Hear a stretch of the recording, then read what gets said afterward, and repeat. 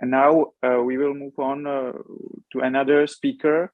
And I think it's very important to have here somebody who is from the transport sector, because Martin Hubeňák is from PortofAntwerp, which is a major hub of globalization, as I already mentioned. So we are looking forward to your insights, Martin. Thank you very much.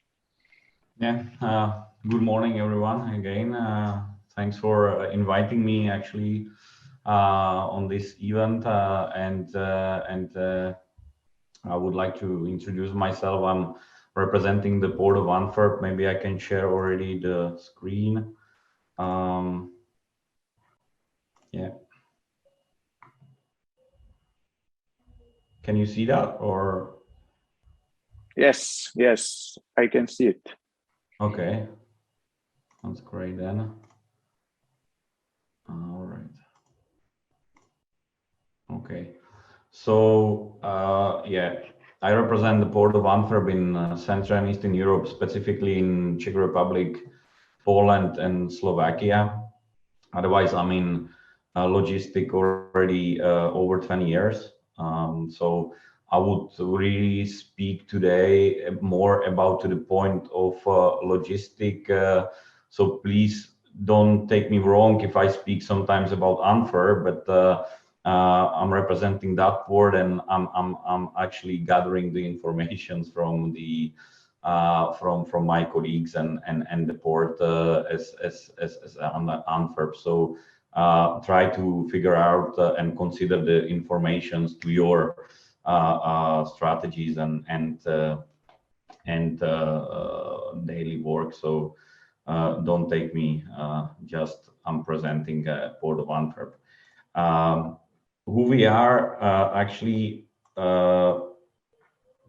we are the port which is the second largest in Europe, but that's not all, because we want to be the sustainable and we want to be the leader in energy transition in terms of port operation and let's say community builder, including the communication within our partners and clients. We are also the chemical cluster. Just to understand what Port of Antwerp is, it's not only maritime cargo, let's say, provider and the hub, but also the chemical cluster. So we are the one of the largest in the world, especially in petrochemical industry. So there are many other companies like BASF, Evonik, ExxonMobil present in Antwerp with their facilities and their productions. We are the hinterland port, even we are deep sea port. We are in hinterland, which of course play also a key role for some, let's say, efficiency in logistic in terms of to be a closer to the hinterland market. So we are 80 kilometers hinterland based port on a river Schelde, and as you can see, we have a left bank and right bank, and we are, let's say, twice the size of Manhattan, for example, just to imagine the size of the port as such. So we have a lot of to do, of course, in sustainability and energy transition, and we are still too far, as Johan also explains his graphs, you know, where to focus and where are the ambitious. So our ambitions are also spread in different position, and we are here, let's say, developing our goals, focusing on let's say 5 pillars: infrastructure, innovation in industry, sustainable for the communities and city, because there are of course more than 140,000 indirect direct workers and employees of including Port of Antwerp, and also to be to influence, of course, the climate and health and well-being around the port and globally. Actually, I would say we are working close to port community and global stakeholders to achieve it, but also we think globally and do locally. So it's not only to think, how to sustain a global supply chain, but also how to make and start also with the local stakeholders to work on the sustainability. One of the let's say key element for the next step in sustainability is emerging with another port where are a lot of synergies. You maybe heard about the port of Zeebrugge, which is the port actually really let's say huge in operation for the gas storages and energy commodities. So we want to make a stronger position of the logistic chain and sustainable growth in interconnectivity, because there are a lot of going on. And as you know, in more countries, they are working, let's say, many ports, but separately, which is actually not our aim. We want to work together because we see a lot of things, how to combine and how to save a lot of efficiency and a lot of also to do with the sustainability and climate and economy impact. So we want to also lead the energy transition in this coalition and one port, two locations. So we are also driving 4%, let's say, of GDP of Belgium. It's just to imagine that really we have to be responsible for the future sustainability, no matter what people might think, and different position and opinions are, of course, on the table as we are joining more than 1,000 companies in our let's say infrastructure, and we handle more than 200 million of tons of freight cargo. You can see that the growth for the last 10 years are quite stable and sustainable, but of course it has something to do with the capacities of the port. We are not an empty port where you can grow all the time, so we have to let's say optimize our spaces. For example, for your information, for the fossil fuels handling material terminals, few years ago, they were limited to only one terminal where you can handle, for example, coal, just to go and use this space for another, let's say, more efficient and more related to sustainability programs and industry to be based in Port of Antwerp. So we kind of changed this land and prepare it for a more, let's say, a green solution. So now we are not handling quite much fossil fuels in Port of Antwerp. Even sometimes you can see that due to also these kind of uncertainty in the markets, sometimes we have a demands to handle spot-based vessels for the fossil fuels commodities. It's also it was a trend when COVID came. It was a trend, and the growing of containers globally were, let's say, really on the as the highlight every day on the front page.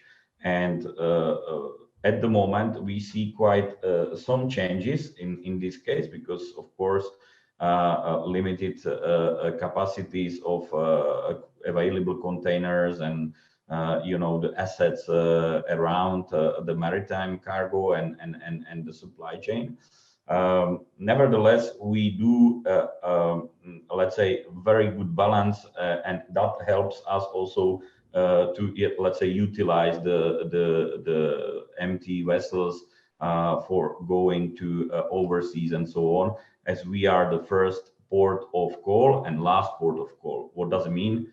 It's that the vessels which arrived to Europe, for example, from Far East or South America or western coast of Africa, they are served first in Antwerp, and when these vessels are leaving Europe, we are actually the last port of call. So the ship is still loading goods and fulfilling their space to leave the Europe as much utilized as possible, which of course it has something to do with sustainability too. As I said, the containerized cargo, we see some changes, and I call it, should we consider this as a comeback of conventional part, because a lot of cargo were based in containers and were transporting containers, but now we see some general cargo also coming back to a conventional vessels and loadings and manipulation. So you can see that compared to last year, you can see 74% of increase in case of conventional loading vessels and handling of this kind of material.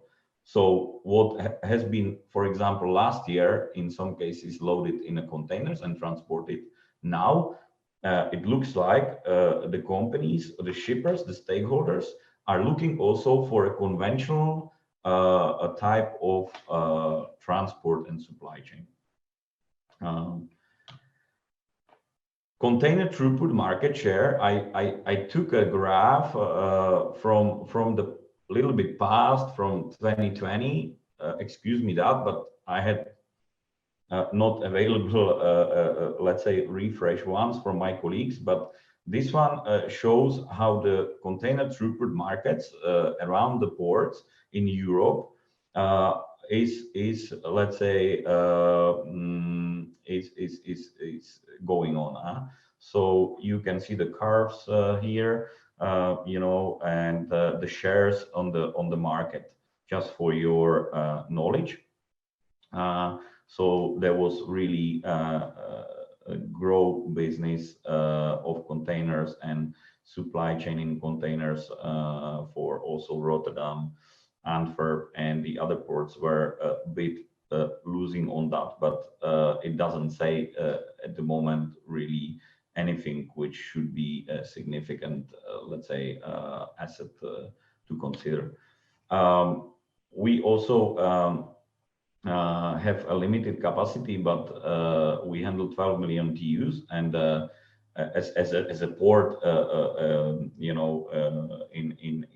let's say, with the big responsibility, we also let's say, we have access for the vessels, the biggest vessels of 23,000 TEUs, which of course force us to somehow be ready for the also change in terms of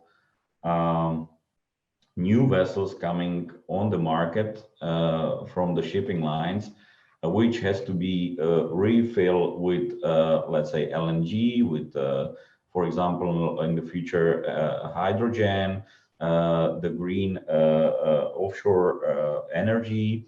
So we are preparing our infrastructure into that the vessels could be really charged by the energy which is in line with our sustainable strategy.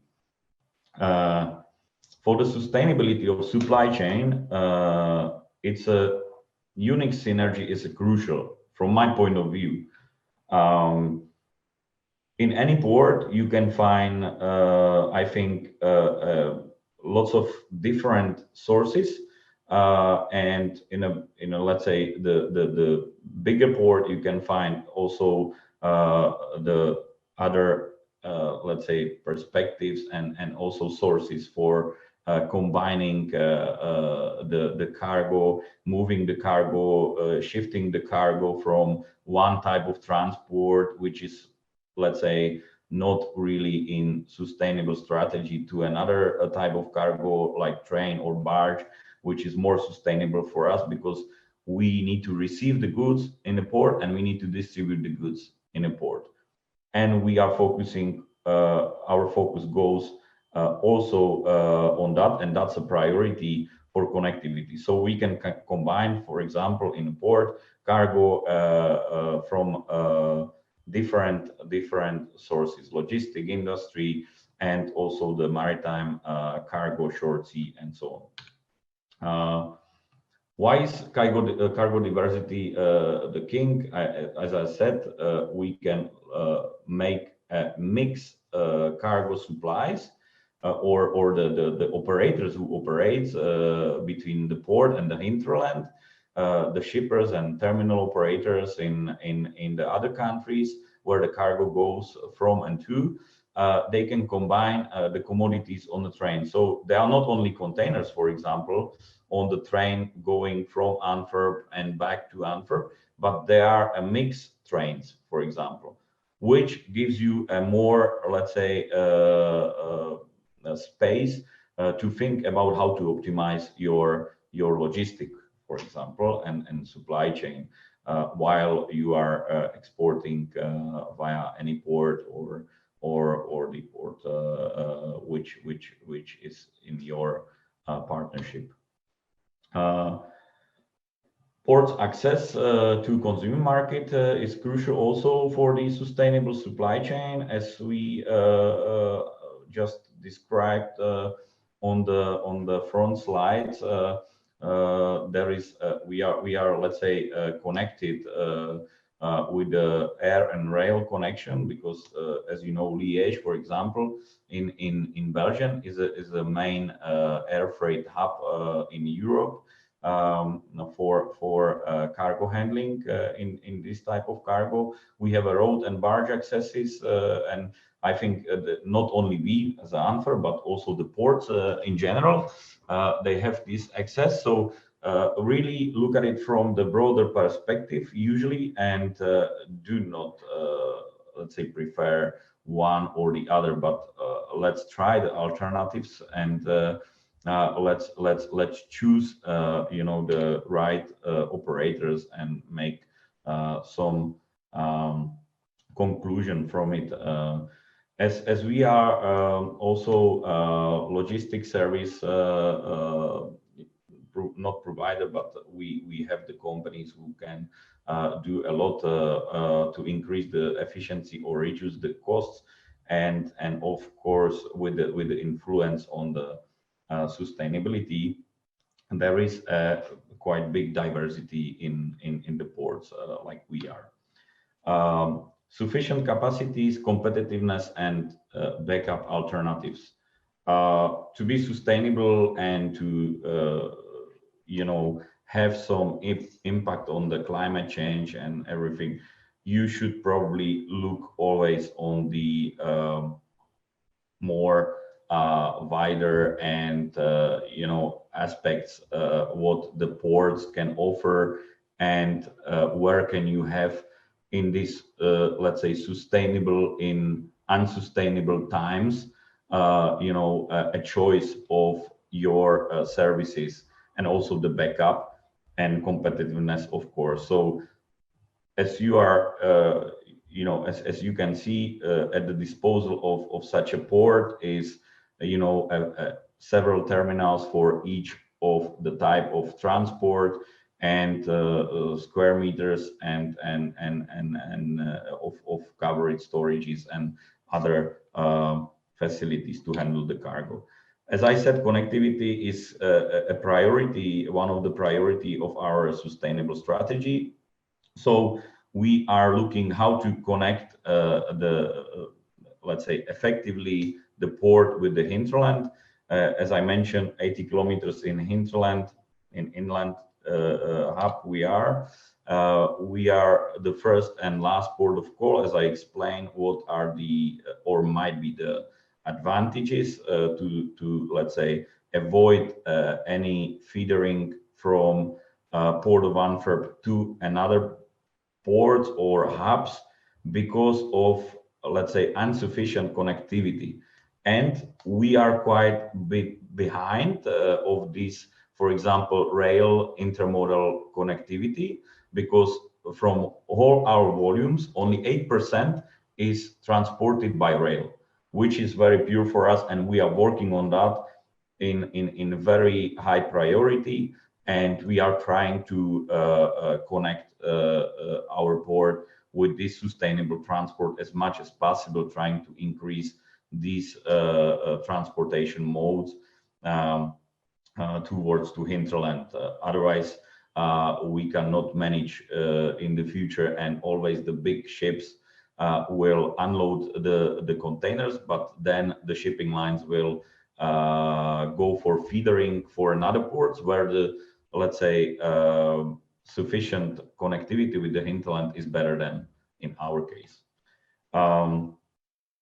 Let's see also the evolution in maritime connectivity. The ports are usually connected throughout several other ports in the world.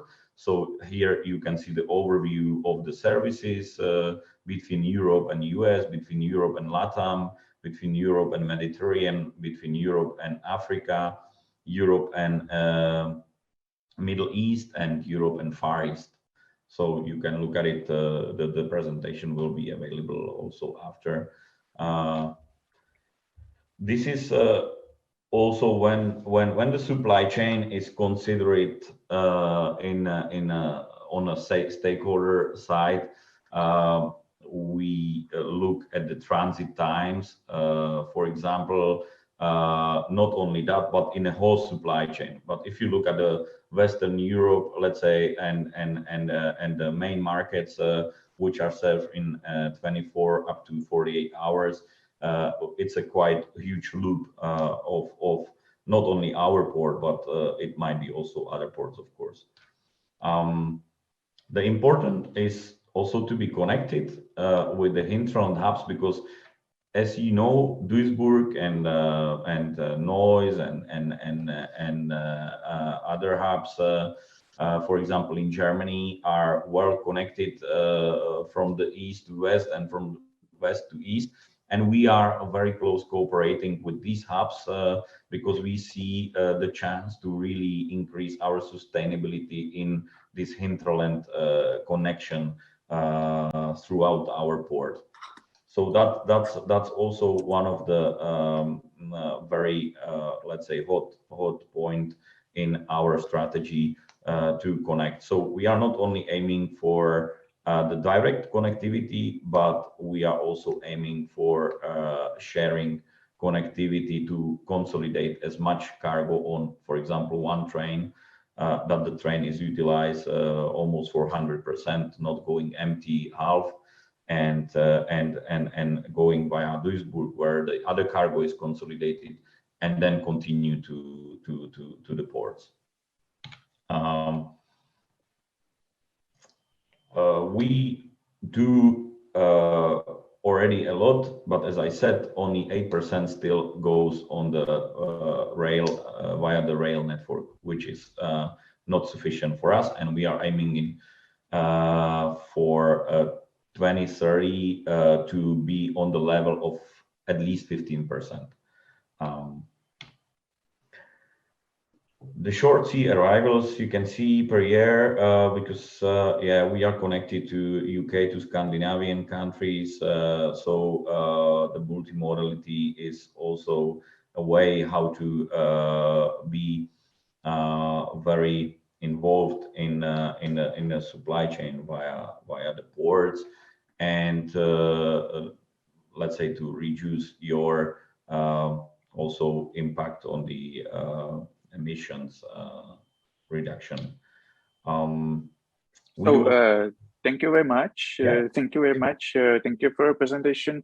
But our time has been running out. So I would like to ask you one question, and then we will move on to our last speaker of this session. I would like also to add that all participants can ask questions. So please, if you have any, just send it to me, and in the final part of the session, I will ask all the speakers. You may ask whoever speaker you wish to ask, so be free to do it. And I would like to ask you, Martin, because the big challenge for the global economy in last year or so has been the very, we even say, astronomical rates for cargoes to be shipped, especially from Asia to Europe. When do you expect, and if will these rates be again on the levels like before the pandemic? We are port, so we don't really influence the prices. That's for sure. But you are for the business, so I am interested in your view. Yeah, from my opinion, the prices will not go down in this year for sure, because there is still a huge uncertainty in the market, and especially at this time we are fighting with, or we will fight and have to fight with the other issues which will come over just in a few weeks, I think, and few months. So this will not finally bring anything positive in case of rates. But from my opinion, also, when I can say I work over 20 years in logistics, and the costs were really in logistics underestimated. I think it's a conclusion of or outcome of the really a strong push on the prices for the last, let's say, 15 years in logistics, to be as cheap as possible, to be as quality high as possible. But the prices, as I can also compare my previous job in industry sector, there were a lot of pressures on logistic and supply chain providers. So now, okay, the prices went up, and I think it's somehow to do with this very, very big pressure for the last 15 years on the logistic in terms of costs. And we can find, I think, to optimize other ways in supply chain. We need to look at always on the whole supply chain, not only on the maritime cargo or the sea freight prices, but we need to look at it. What can we do in the whole supply chain? Yeah, in each part of the supply chain, not only on the one hand side, I guess. So I'm sure that the rates will not change dramatically now and for the next coming 6 months. But let's look at it. How can we optimize it on the other side, and together with the stakeholders? So we are also open, and we openly talk to the stakeholders for tailor-made solutions. We introduce them to the process, and we try to help them in this case, of course. Thank you very much. Yeah. Thank you very much, Martin. Thank you.